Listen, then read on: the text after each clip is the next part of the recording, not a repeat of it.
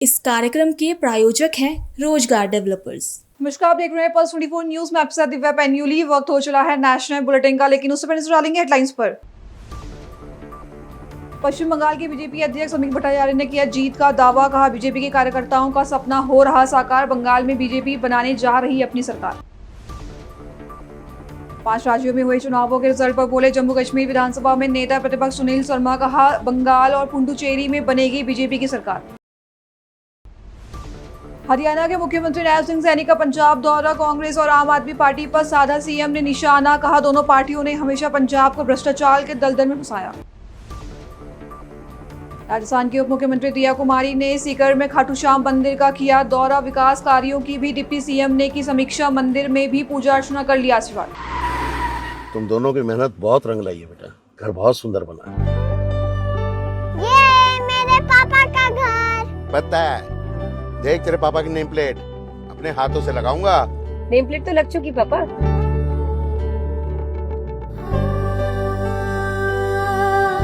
असल मेहनत तो आपने किया पापा, मुझे इस काबिल बनाने के लिए। वो जिंदगी भर किराए के मकान में रहे, लेकिन तो आज ये घर मेरा नहीं, ये है मेरे पापा का घर।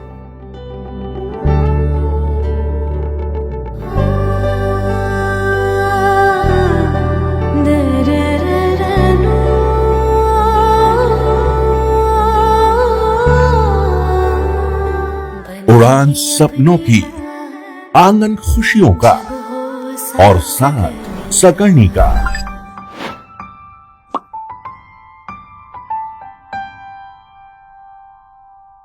साठ वर्षों से आपके साथ मनोरंजन और संस्कार का संगम, जाह्नवी मैगजीन। आइए अब देखते हैं खबरें विस्तार से। कोलकाता में पश्चिम बंगाल बीजेपी अध्यक्ष अमित भट्टाचार्य ने कहा कि बीजेपी के कार्यकर्ताओं का सपना साकार हो रहा है, हमारी सरकार बनकर रहेगी। स्वतंत्रता के बाद ऐसा चुनाव किसी बंगाली ने नहीं देखा है। शांतिपूर्ण तरीके से चुनाव हो गए हैं, महाजंगल राज समाप्त होकर रहेगा। भारतीय जनता पार्टी का कार्यकर्ता का सपना साकार होने जा रहा है। पूरा देश का जो कार्यकर्ता है उसका सपना था श्यामा प्रसाद की भूमि पे श्यामा प्रसाद का सरकार बनाने, गंगोत्री से गंगा सागर तक सरकार बनाने का सपना आज पूरा होने जा रहा है। सरकार बनकर रहेगा। आपने एक वो दिया था, स्लोगन दिया था, 4 मई दीदी गई, आप ही ने बोला था इस तरीके से, आप मान रहे ऐसा होगा? देखिए, दीदी का विश्राम लेना निश्चित है, ऐसा होके रहेगा। दीदी ने एक बात ये भी कही है, बाकायदा ट्वीट आया है कि जागते रहिए, लगातार देखते रहिए, मैं भी जगी हुई हूँ, अपने कार्यकर्ताओं को लगातार दीदी बूस्ट कर रही है, पूरे सभी जगे हुए हैं, सभी जगे हुए हैं। हाँ। सभी तरफ की कार्यकर्ता जगे हुए हैं। हम तो चाहते हैं दीदी थोड़ा थकान कम करे, रेस्ट ले, यही चाहते हैं। अभी चुनाव हो गया, नतीजा आने वाला है, अभी चढ़ाव उतराव तो चलेगा। अर्ली ट्रेन है, इस समय बयानबाजी, किसी का खिलाफ बोलना नहीं बोलना, ये हमारा संस्कार ही बाहर है, हम ये नहीं कर सकते। हालांकि ज्यादा अर्ली ट्रेंड्स हैं, अभी तो शुरुआत हुई है, वो कर देते, लेकिन जो इस पूरे इलेक्शन में जो जिस तरीके की भाषा का प्रयोग किया गया, जिस तरीके की तमाम चीजें हुई, सामने से थ्रेट आया अभिषेक बैनर्जी की तरफ से, जो ये कहा गया कि हम देख लेंगे। देखिए, तृणमूल कांग्रेस का जो संस्कार है, तृणमूल कांग्रेस का जो रुचि है, तृणमूल कांग्रेस जैसे राजनीति को समझते हैं उसी भाषा से वो लोग बात करते हैं। लेकिन हम, मेरा पार्टी की तरफ से अगर कोई भी हम लोगों से चूक हो गया, कोई व्यक्तिगत स्तर पे कोई आक्रमण हो गया, बिलो द बेल्ट कोई हिट हो गया, तो इसके लिए पहले ही मैंने चुनाव खत्म होने के साथ साथ ही पूरा पार्टी के ओर से सारे कार्यकर्ता से हमने माफी मांग ली। आज भी माफी चाहता हूँ। एक बहुत ही अच्छी बात जो इस बार तो कवर करते हैं या आम पब्लिक सभी लोग कि शांतिपूर्वक, मतलब बंगाल में ऐसा हमने कभी देखा नहीं। स्वतंत्रता के बाद ऐसे चुनाव कोई बंगाली देखा नहीं है। तो आज अंतिम घड़ी पे आ गए हैं, शांतिपूर्ण तरीके से चुनाव हो जाए, जो भी नतीजा है कम से कम भाई भाई का खून न पिए, यही हमारा एकमात्र इच्छा है। बंगाल को इस चुनावी संस्कृति से बाहर आना है। अगर बिहार, उत्तर प्रदेश में जो पहले चुनाव होता था वो लोग उससे बाहर चले आए, तो हम लोग क्यों कर नहीं सकते? यही है ना। महाजंगल राज की बात आपने कही थी कि यहाँ पर महाजंगल राज अरे जो हो गया सब छोड़ दीजिए, हाँ। वो तो समाप्त होके रहेगा। अच्छा, एक और अंतिम सवाल लूंगी, क्योंकि आज 5 राज्यों के चुनाव के नतीजे आने हैं, किस तरीके से देख रहे हैं? अन्य राज्य भी आ रहे हैं, तमिलनाडु हो गया या फिर असम हो गया या फिर पुडुचेरी, सारा भारत मदीमय हो रहे हैं। भारत की राजनीति का परिभाषा प्रधानमंत्री जी बदल दिया है। Today's religion is democracy and today's politics is development. इसी मंत्र को लेकर हम लोग आगे बढ़ रहे हैं, और जो बुजुर्ग है उससे शुरू करके जो आज की पीढ़ी है, सभी बात के ऊपर विश्वास करते हैं, और भारत की राजनीति इसी तरफ धावित हो रहा है। एकदम अंतिम सवाल लूंगी, आपके जितने कार्यकर्ता हैं जो काउंटिंग स्टेशन पे, क्योंकि आप बीजेपी के अध्यक्ष बंगाल के, उनको क्या मैसेज दे रहे हैं? सारे जो आपके कार्यकर्ता लगातार जूझ रहे हैं, लगातार बैठे हुए हैं रात से, और अभी भी काम कर रहे हैं काउंटिंग स्टेशन पर। शांति से रहो, धैर्य रखो, हो जाएगा, कोई चिंता का विषय नहीं। जम्मू कश्मीर विधानसभा में नेता प्रतिपक्ष सुनील शर्मा ने कहा कि मैं बीजेपी और प्रधानमंत्री मोदी के प्रति जनता का समर्थन देखने को मिल रहा है। इससे स्पष्ट है कि बीजेपी प्रचंड बहुमत से असम, बंगाल और पुडुचेरी में सरकार बनाएगी। बीजेपी का तमिलनाडु और केरल में वोट प्रतिशत बढ़ेगा। साथ ही असम में बीजेपी और मुख्यमंत्री हेमंत बिस्वा शर्मा के प्रति लोगों का समर्थन देखने को मिला है।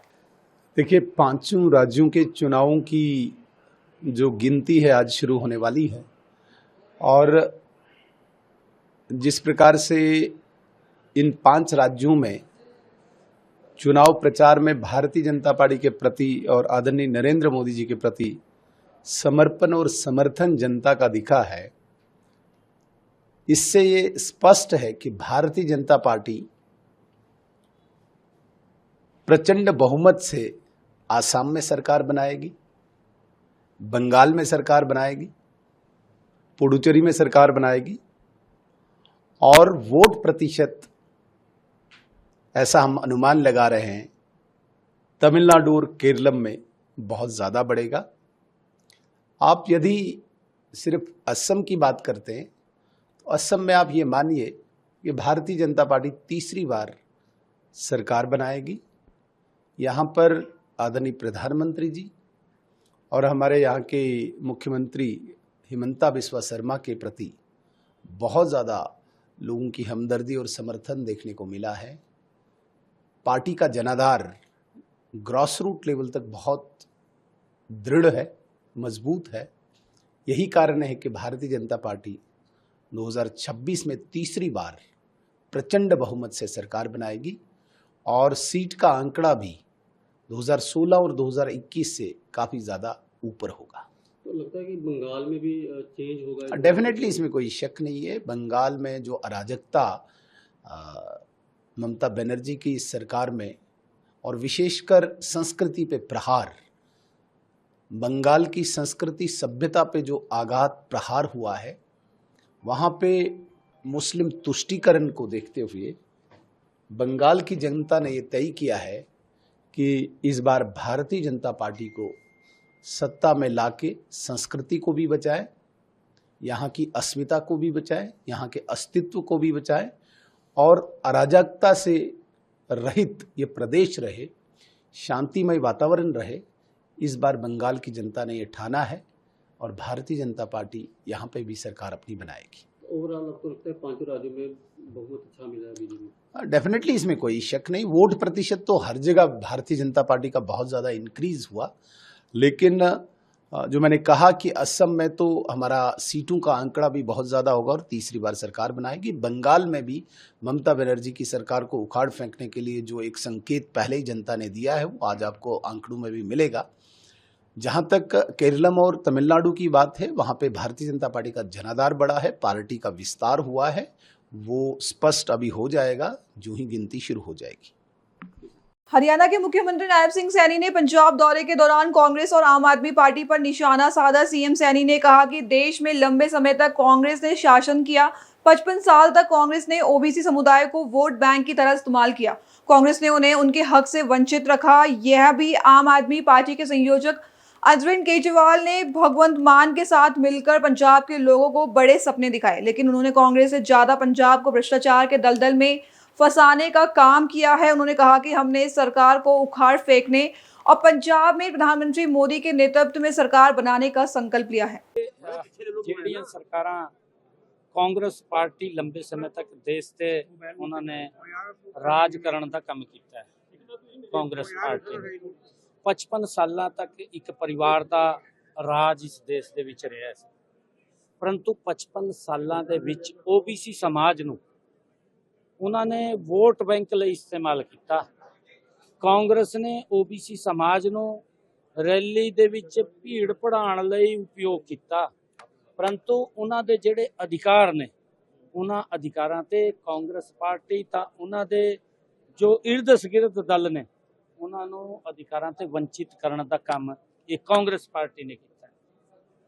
ਇੱਥੇ ਵੀ ਜਦੋਂ ਆਮ ਆਦਮੀ ਪਾਰਟੀ ਦੀ ਕੇਜਰੀਵਾਲ ਨੇ ਬੜੇ ਬੜੇ ਸਜਾਬਾਗ ਮਾਨ ਸਾਹਿਬ ਨੂੰ ਸਾਥ ਲੈ ਕੇ ਪੰਜਾਬ ਦੇ ਲੋਕਾਂ ਨੂੰ ਦਿਖਾਉਣ ਦਾ ਕੰਮ ਕੀਤਾ ਹੈ, ਕਿਉਂਕਿ ਇਹ ਮਾਨ ਸਾਹਿਬ ਇਹ ਚੁਟਕਲੇ ਮਾਰਦਾ ਹੈ ਪੂਰੇ, क्योंकि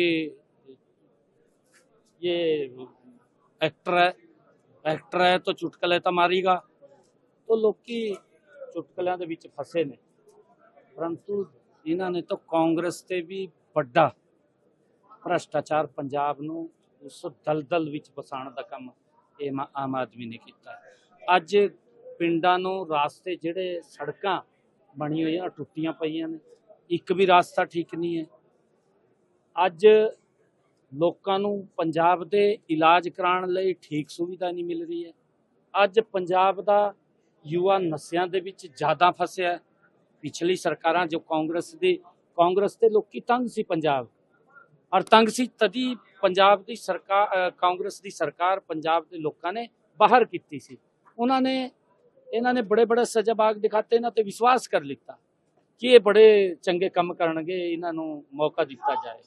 तो मौका दिता इन्होंने तो पूरा लुट्टण का काम पंजाब नूं कीता है। की हाल कर दिता पंजाब दा युवा नशियां दे विच फस गया। पंजाब दे युवाओं दे नाल रोजगार नहीं है। पंजाब दा इंडस्ट्री भज रहा, इत्थे नहीं रुक रहा, क्योंकि फरोतियां मंगण का काम इत्थे हो रहा। जिहड़ी लॉ एंड ऑर्डर की व्यवस्था वो भी बड़ी खराब पंजाब की हुई है।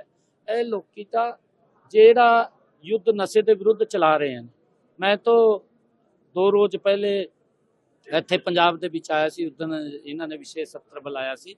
मैं तो आप लोगों के माध्यम से पंजाब के लोगों ने अपील की सी कि पहले तो तुसी अपने मुख्यमंत्री नूं नशे ते बचाने का काम करो, फिर कोई यूथ नूं बचाने का ही काम होगा ना, क्योंकि यही नशा के विच फस रहा। जिहड़ा युद्ध नशा के विरुद्ध की गल करता है, स्वयं नशे के विच फसिया है, उसी नूं बचाने का काम करो। साथियों, अगर जिहड़ा सरकारां समाज के लोगों के नाल उन्हां दी समस्याओं का समाधान करने लई आउंदी है, उन्हां नूं सुविधा देने का काम करती है।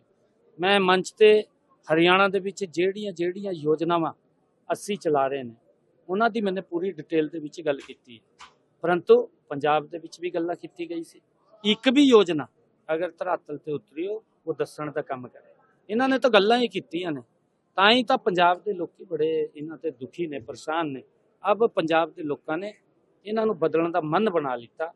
अज पंजाब के लोगों ने मोदी जी के नेतृत्व के विच कमल के फूल के नाल चलन का मन बना लिता है। मैं आप लोगों के माध्यम से पंजाब के लोगों ने गल कहंदा है कि तुसी आदरणीय नरेंद्र मोदी जी के नेतृत्व के विच मजबूत होकर के चलिए। जिहड़ी योजनावां असी हरियाणा के विच चला रहे हैं, जिहड़ियां दी मैंने चर्चा भी की है, कुछां दी चर्चा की, बहुत सारी योजनाएं रह गई जिन्हां दी मैं समय के अभाव के कारण चर्चा नहीं कर सकिया। अलग अलग मंचां ते मैं अलग अलग योजनावां दी मैं चर्चा करदा। मैं सारी दी सारी योजनावां इत्थे पंजाब के लोगों नूं भी मिलांगी, इसदा मैं पूरा विश्वास दिलांदा। परंतु असी मिल करके इस भ्रष्टाचारी सरकार नूं, इस जिहड़ा नशे फैलाने वाली सरकार नूं, युवाओं नूं बेरोजगार करने वाली सरकार नूं, इत्थे ते किसानां दी फसल कैसे खरीदी इत्थे जांदी है, वो किसान साडा परेशान होंदा है, अपनी फसल नूं वो MSP ते नहीं बेच सकता। ऐसी सरकार नूं इन्हां ने वायदा कीता सी कि असी किसान दी फसल नूं पंजाब दे MSP पर खरीदण दा काम करांगे, परंतु की हाल है यहाँ पर आपके सामने है। ਐਸੀ ਸਰਕਾਰ ਨੂੰ ਬਾਹਰ ਕਰਨ ਦਾ ਸੰਕਲਪ ਅਸੀਂ ਲਈਏ ਤਾਂ ਕਿ यहाँ ਤੇ ਮੋਦੀ ਜੀ ਦੇ ਨੇਤਰਤਵ ਦੇ ਵਿੱਚ ਭਾਰਤੀ ਜਨਤਾ ਪਾਰਟੀ ਦੀ ਸਰਕਾਰ ਬਣੂਗੀ। ਸਾਰੀ ਸੁਵਿਧਾਵਾਂ ਜਿਹੜੀਆਂ ਹਰਿਆਣਾ ਦੇ ਵਿੱਚ ਚੱਲਦੀਆਂ ਨੇ ਉਹ ਪੰਜਾਬ ਦੇ ਵਿੱਚ राजस्थान की उप मुख्यमंत्री दिया कुमारी ने सीकर में खाटू श्याम मंदिर का दौरा किया और विकास कार्यों की समीक्षा भी की, जहां डिप्टी सीएम दिया कुमारी ने कहा कि हमने मंदिर में दर्शन किए, उसके बाद स्वदेश दर्शन 2.0 योजना के तहत केंद्र सरकार से जो कोष हमें मिला है उसे लेकर क्या काम किया जा रहा है, इसका भी निरीक्षण हमने किया। उसके बाद अभी जहाँ पर काम हो रहा है, जो हमारी डिपार्टमेंट यहाँ काम कर रहा है, जो स्वदेश दर्शन के अंतर्गत केंद्र सरकार से जो फंड मिला है उसमें क्या क्या काम चल रहा है, कैसे चल रहा है, उसका भी निरीक्षण हम लोग कर रहे हैं।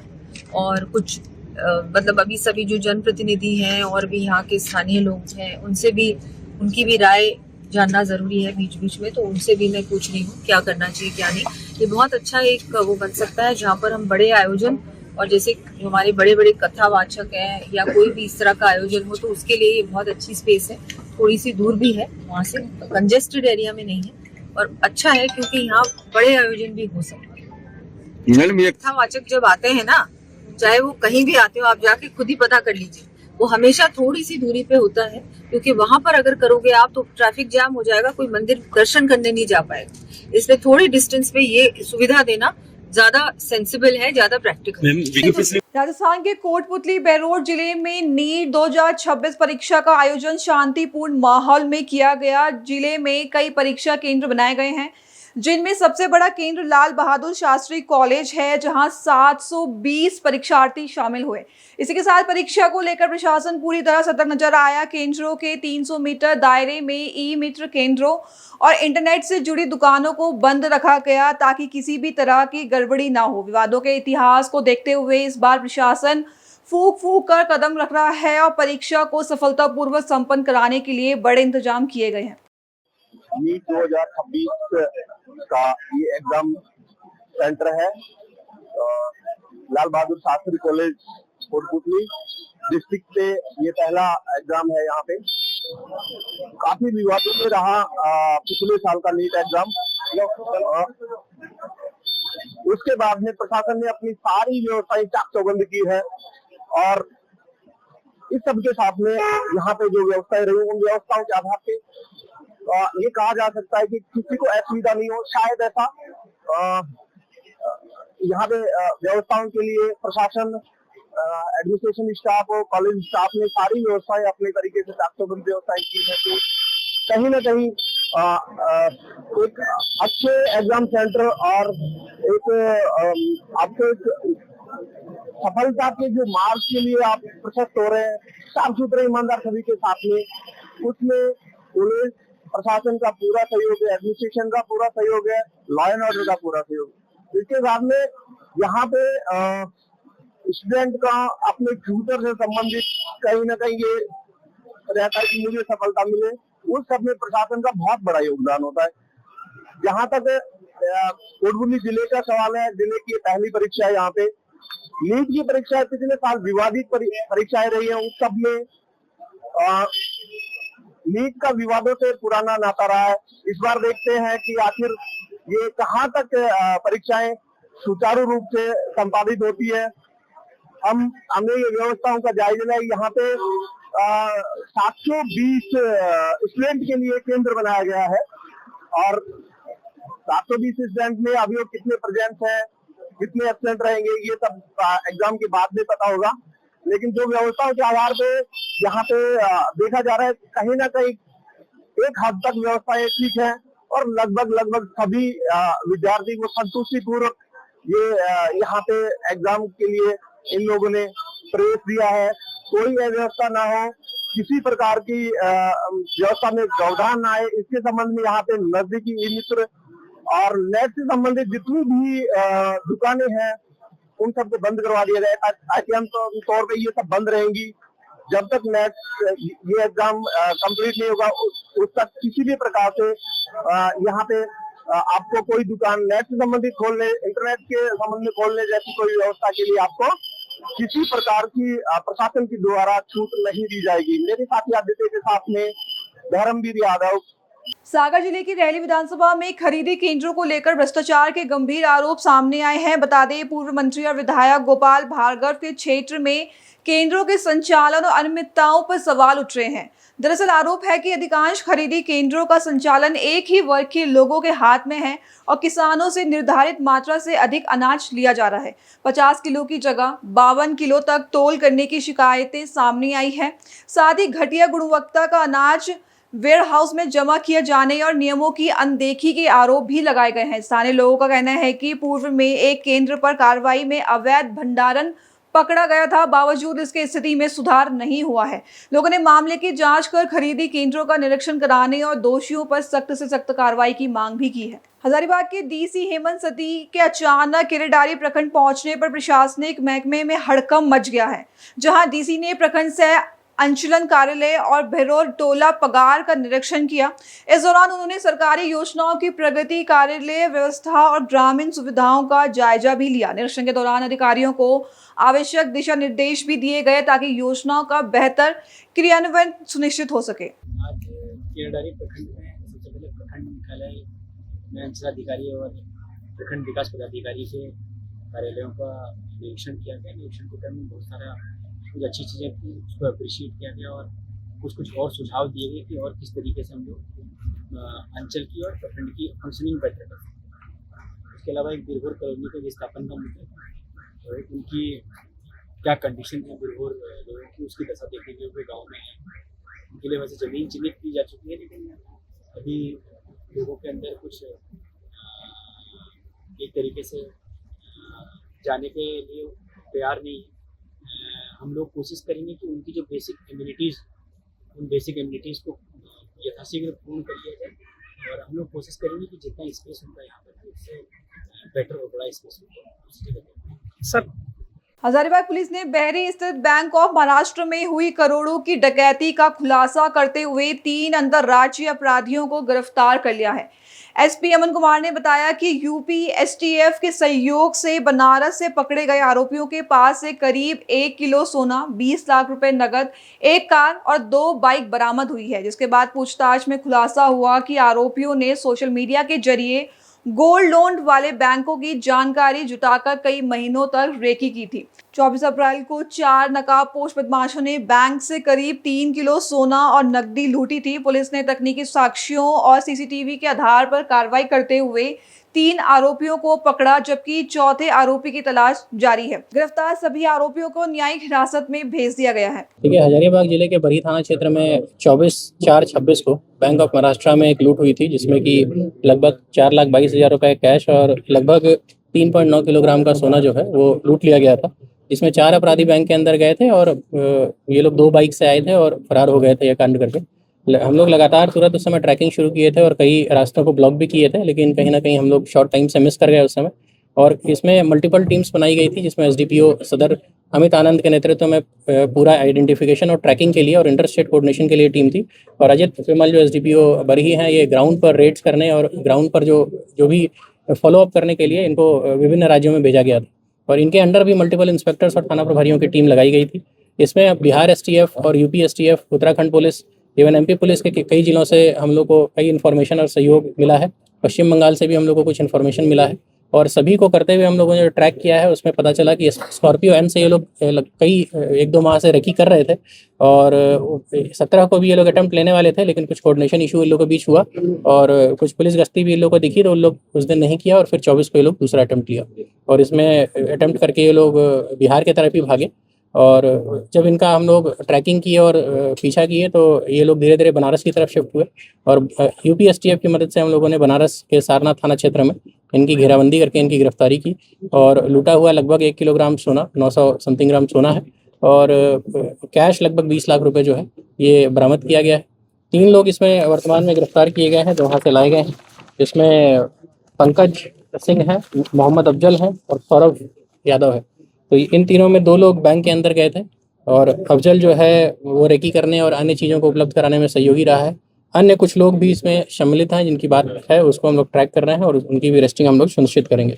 पूरे इस अभियान में कई थाना प्रभारी, दोनों एसडीपीओ साहब अमित आनंद और अजित कुमार विमल के नेतृत्व में और इंस्पेक्टर्स जो हैं वो शामिल रहे हैं। इंस्पेक्टर बरही अंचल, पिलावल अंचल, इंस्पेक्टर बरही थाना प्रभारी चौपारण, पदमा ओपी, थाना प्रभारी पिलावल ओपी, हिचाक थाना, बड़ा बाजार और मुफस्सिल थाना और बरही थाना के कई सब इंस्पेक्टर्स और तकनीकी शाखा और नक्सल शाखा के कई पुलिसकर्मी इस पूरे अभियान में शामिल रहे हैं।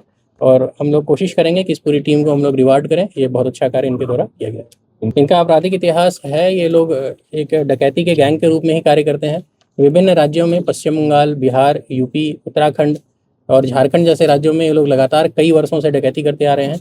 कई वर्षों से कई राज्यों की पुलिस इन्हें ढूंढ भी रही थी और ये हमारी टीम का अच्छा मेहनत रहा और लग भी रहा कहीं ना कहीं, सब चीज़ मिला के कि हम लोगों ने इस टीम को ढूंढा और हम लोग वर्तमान में इनको रिमांड पर लाए हैं और अग्रतर पूछताछ वगैरह कर रहे हैं। ये जनरली गोल्ड लोन्स के जो भी हैं उनके डकैती के कई डिटेल्स हम लोग को मिले हैं। उत्तराखंड में भी यही किया गया है, बिहार में भी गोल्ड लोन जहाँ से दिया जाता है उसको टारगेट किया गया है।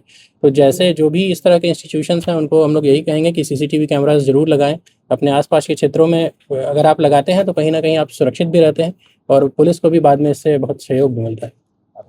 ये लोगों ने सोशल मीडिया में उड़ीसा में एक रॉबरी हुई थी, सोना का रेट इतना बढ़ रहा है कि वो ल्यूक्रेटिव हो गया है आज के डेट में, तो वहाँ से इन लोगों ने देखा तो बैंक ऑफ महाराष्ट्र को टारगेट करने का प्लान उन लोगों ने वहाँ से किया और इन लोगों ने जो रेकी की ग्रामीण क्षेत्रों में कि कहाँ पे है तो उन लोगों ने इसको टारगेट बनाया और उसके बाद पूरी घटना को प्लान करके 1-2 महीने में पूरा प्लान करके और इस घटना को अंजाम दिया।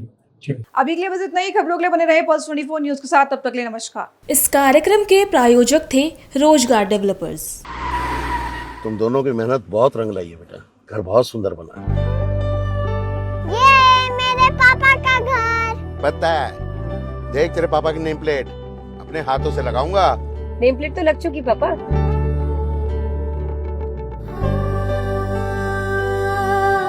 असल मेहनत तो आपने की है पापा, मुझे इस काबिल बनाने के लिए। वो जिंदगी भर किराए के मकान में रहे, लेकिन आज ये घर मेरा नहीं, ये है मेरे पापा का घर।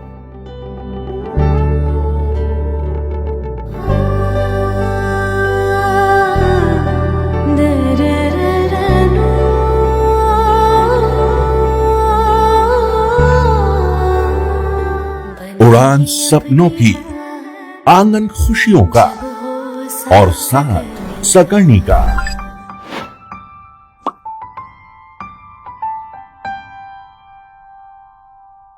60 वर्षों से आपके साथ मनोरंजन और संस्कार का संगम, जाह्नवी मैगजीन।